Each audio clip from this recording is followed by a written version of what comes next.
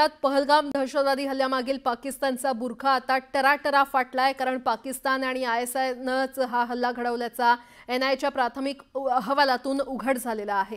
NIAच्या तपासात पाक लष्कर, पाकिस्तानी दहशतवादी संघटना आणि ISI विरोधात पक्के पुरावे मिळालेले आहेत आणि पाकिस्तानच दहशतवादाचा आका आहे हे पुन्हा एकदा सिद्ध झाले।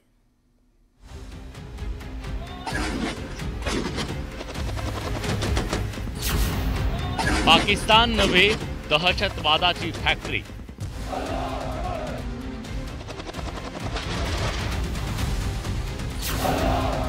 दहशतवादाचा नापाक जनक।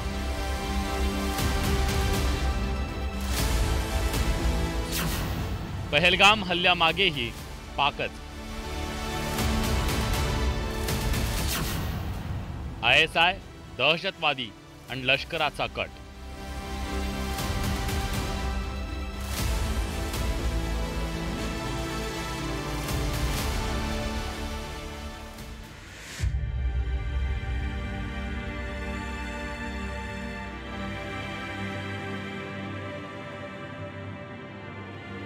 निरपराध 26 पर्यटकांचा बळी घेणारा पहलगाम दहशतवादी हल्ला हा पाक पुरस्कृत दहशतवादी हल्ला असल्याचं आता सिद्ध झालंय।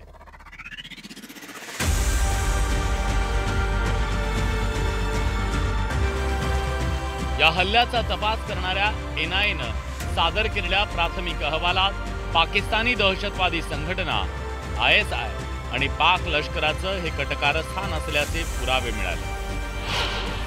या अहवालात NIAनं सुमारे 150 लोकांचे जबाब नोंदवले। त्याशिवाय 3D मॅपिंग आणि रिक्रिएशनच्या मदतीनं हा तपास करण्यात आला। NIAच्या या अहवालात POKचा उल्लेख असून दहशतवादी POKत असलेल्या कमांडरच्या संपर्कात असल्याची माहिती समोर आली आहे। पहलगाम हल्ल्यात सर्वात मोठी भूमिका दहशतवाद्यांना रसद पुरवणाऱ्या ओव्हरग्राऊंड वर्करची असल्याचा उल्लेख या अहवालात आहे। जम्मू काश्मीरमध्ये जितके ओव्हरग्राऊंड वर्कर सापडले यांची यादी बनवण्यात आली आहे। त्यांच्या विरोधात कायदेशीर कारवाईची तयारी सुरू करण्यात आल्याचं NIAनं आपल्या अहवालात म्हटलंय।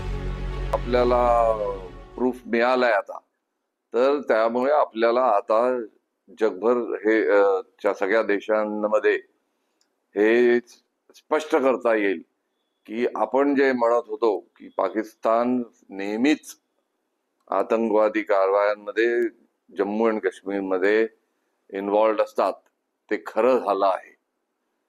त्यामुळे या प्रूफ बरोबर आता हे सिद्ध करणं सोपं होईल। भारतावर कुरघोडी करण्यासाठी पाकिस्ताननं आपल्या देशात दहशतवाद घुसला, वाढवला आणि आज पाकिस्तान दहशतवाद्यांची फॅक्टरी बनलाय। अतिशय क्रूर आणि हिंसक असे दहशतवादी पाकिस्ताननं पोचले। लष्कर-ए तोयबाचा हाफिज सईद, जैश मोहम्मदचा मौलाना मसूद अझहर आणि हिजबुल मुजाहिद्दीनचा सय्यद सलाउद्दीन हेच दहशतवाद्यांचे भेसूर चेहरे आहेत। पाकिस्तानात बसून हे दहशतवादी भारतात दहशतवाद पसरवण्याचा प्रयत्न करतात।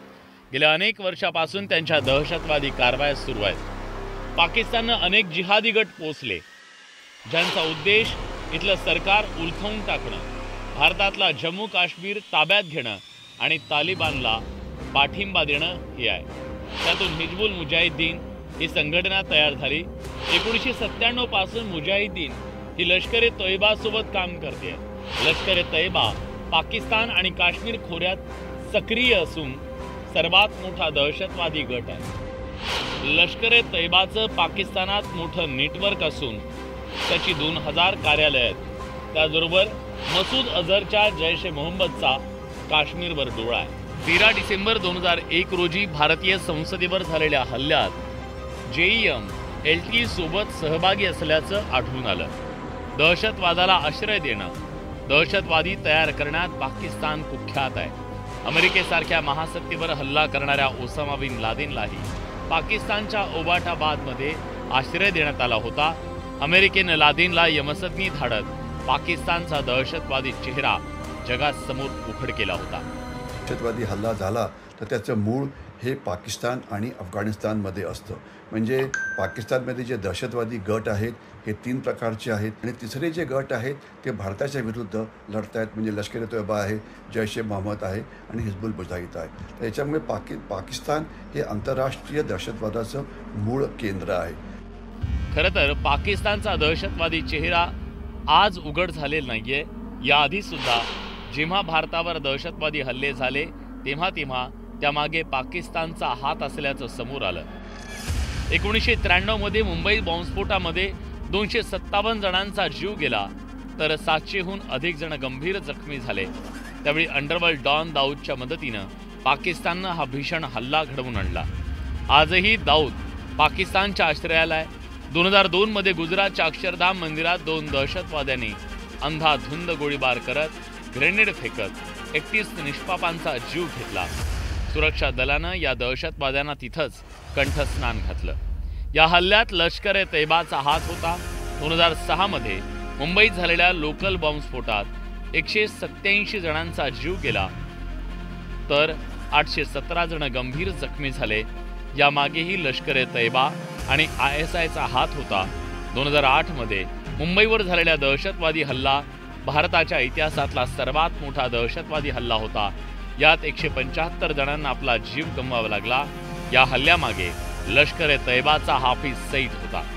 हा हल्ला पाकिस्ताननं घडवल्याचं खुद्द नवाज शरीफ यांनी कबूल केलं होतं. पाकिस्तान हे दहशतवादी संघटनांचं माहेरघर आहे.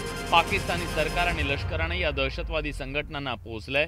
पहलगाम हल्ल्यामुळे पुन्हा एकदा पाकिस्तानचा खरा चेहरा जगासमोर आला. Bureau report, news 18 Lokmat. आणि आता एक मोठी बातमी. पहलगाममधील दहशतवादी हल्ल्यामुळे भारत आणि पाकिस्तानमध्ये तणावाचं वातावरण आहे. अशात संरक्षण मंत्रालयानं जबलपूरमधील शस्त्रास्त्र कारखान्याला अलर्ट राहण्याच्या सूचना केल्या. म्युनिशन्स इंडिया लिमिटेड अंतर्गत काम करणाऱ्या या कारखान्यातील सर्व कर्मचारी आणि अधिकाऱ्यांच्या रजा तात्काळ रद्द करण्यात आलेल्या आहेत. जे रजेवर गेले होते त्यांना तात्काळ कामावर रुजू होण्याचे आदेश देण्यात आले आहेत आणि म्युनिशन्स इंडिया लिमिटेडच्या मुख्यालयात झालेल्या आपत्कालीन बैठकीत हा महत्त्वाचा निर्णय घेण्यात आला आहे. ऑर्डनन्स फॅक्टरी खमारिया ही देशातली प्रमुख युनिट्सपैकी एक आहे. या कारखान्यामध्ये भारतीय सैन्यासाठी दारुगोळा, बॉम्ब आणि इतर शस्त्र तयार करण्याचं काम केलं जातं. या कारखान्यानं कारगिल युद्ध आणि बालाकोट हवाई हल्ल्यासारख्या कारवायांमध्ये महत्त्वाची भूमिका बजावली होती.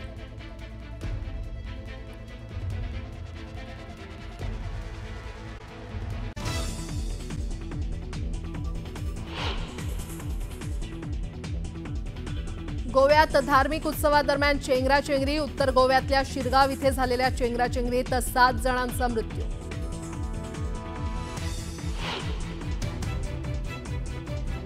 लाडक्या बहिणींना राज्य सरकारनं दिली खुशखबर. योजनेचे पैसे खात्यात येण्यास सुरुवात.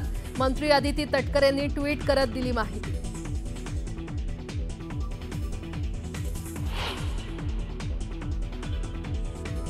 मंत्री जयकुमार गोरेंच्या बदनामी प्रकरणी रामराजे नाईक निंबाळकरांना चौकशीसाठी पोलिसांचं समन्स. आज पोलीस ठाण्यात हजर राहण्याचे आदेश.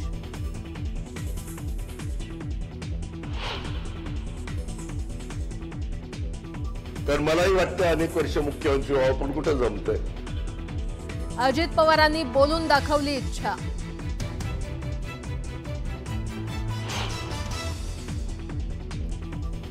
कांजूर डम्पिंगच्या मुद्द्यावरून राज्य सरकारला हायकोर्टाचा धक्का. डम्पिंग ग्राउंडची जमीन संरक्षित वनजमीन म्हणून वापर करू न देण्याचा निर्णय बेकायदा असल्याचं केलं स्पष्ट.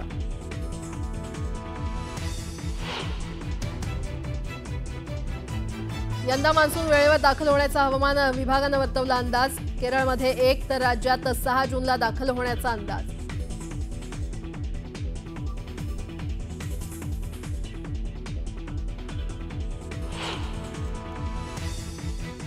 पाककडून भारताच्या कुरापती काढणं सुरूच. जम्मू आणि काश्मीरच्या सीमावर्ती भागात पाककडून पुन्हा एकदा गोळीबार. भारतीय लष्कराकडून देखील चोख प्रत्युत्तर.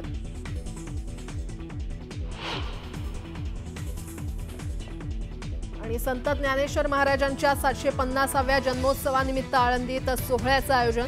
राज्याच्या कानाकोपऱ्यातून भाविकांचा ओघ.